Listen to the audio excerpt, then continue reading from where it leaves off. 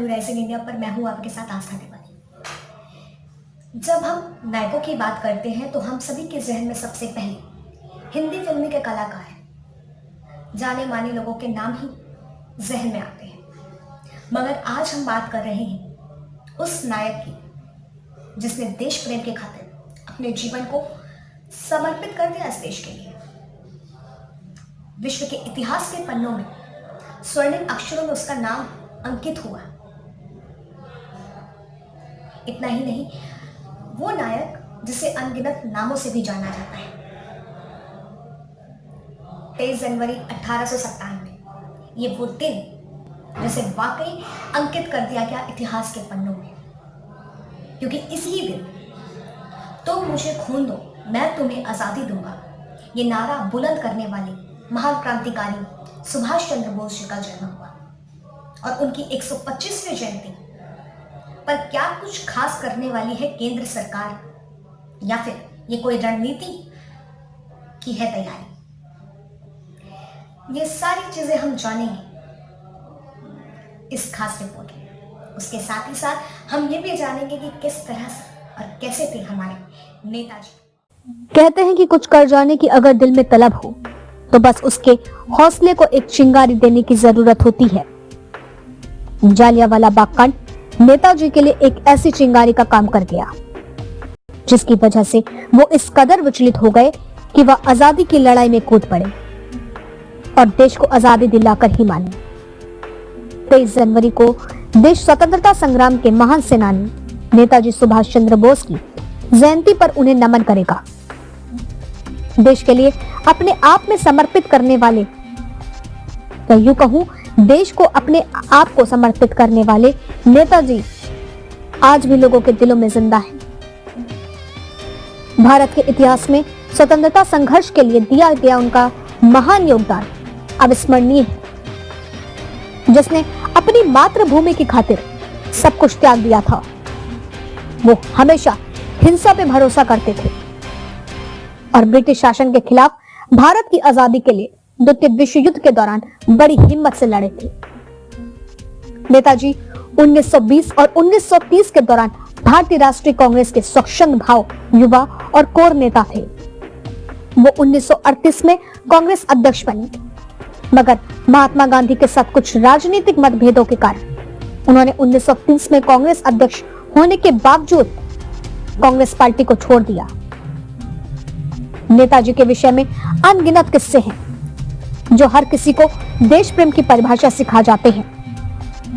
नेताजी एक ऐसे शख्स थे जिन्होंने भारत को आजाद कराने के लिए स्वयं की फौज तैयार कर ली, आजाद हिंद फौज, क्योंकि उनका मानना था कि भारत को एक आजाद देश बनाने के लिए गांधी जी की अहिंसक नीति सक्षम नहीं। उन्होंने ब्रिटिश शासन से लड़ने के लिए एक फौज तैयार की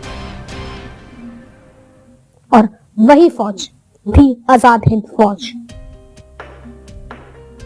नेताजी खुलकर अपनी बात रखने में यकीन रखते थे। उन्होंने कांग्रेस की चरणबद्ध आजादी की तरीके का विरोध किया। उस समय के सभी दिग्गज नेताओं के खिलाफ जाकर बोस ने देश को एक साथ आजाद कराने की मांग रखी थी। देश को आजाद कराने की चाह ने उन्हें अपने निर्णय में से विचलित नहीं होने दिया। कुछ ऐसे थे हमारे नेताजी, और आज उनकी 125वीं जयंती पर केंद्र सरकार उनके पराक्रम, अदम्य भावना और राष्ट्र के लिए उनकी निस्वार्थ सेवा के सम्मान में उनको याद रखने के लिए हर साल 23 जनवरी पर उनके जयंती के अवसर पर पराक्रम दिवस के रूप में मनाने का फैसला किया है। इससे देश के लोगों को, विशेषकर युवाओं को, विपत्ति का सामना करने में नेताजी के जीवन से प्रेरणा मिलेगी और उनमें देशभक्ति और साहस की भावना समाहित होगी। सत्ता की गलियारों से कोई भी अछूता नहीं। शायद ये भी वजह है जिसके चलते केंद्र सरकार को घेरा जा रहा है। बता दें कि इस साल पश्चिम बंगाल का विधानसभा चुनाव भी इस दरमियान केंद्र बंगाली अस्मिता के बड़े नायक सुभाष चंद्र बोस की जयंती को धूमधाम से मनाने का फैसला किया है। इसके राजनीतिक निहितार्थ भी है। प्रधानमंत्री नरेंद्र मोदी 23 जनवरी को खुद पश्चिम बंगाल जा रहे हैं। इस दौरान वहां नेताजी सुभाष चंद्र बोस की 25वीं जयंती के अवसर पर कोलकाता में आयोजित एक कार्यक्रम में भी शामिल होंगे और नेताजी सुभाष चंद्र बोस की मेमोरियल संग्रहालय का उद्घाटन करेंगे, जिसके चलते विपक्षी दल पूरी तरह से केंद्र सरकार पर हमला बोल रहा है। तो वहीं दूसरी तरफ केंद्र सरकार के गजट नोटिफिकेशन में कहा गया है कि भारत सरकार ने नेताजी सुभाष चंद्र बोस की 125वीं जयंती वर्ष को 23 जनवरी 2021 से आरंभ करने का निर्णय लिया है, ताकि राष्ट्रीय और अंतर्राष्ट्रीय पर उनका सत्कार किया जा सके।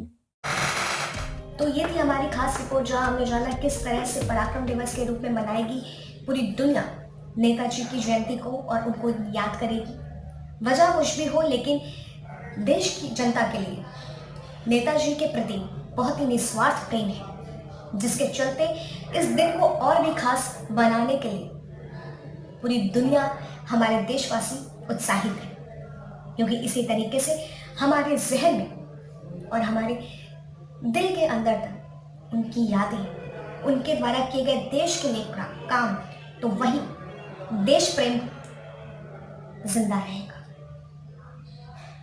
ऐसी तमाम खबरों के लिए बने रहे हमारे साथ। तब तक के लिए नमस्कार।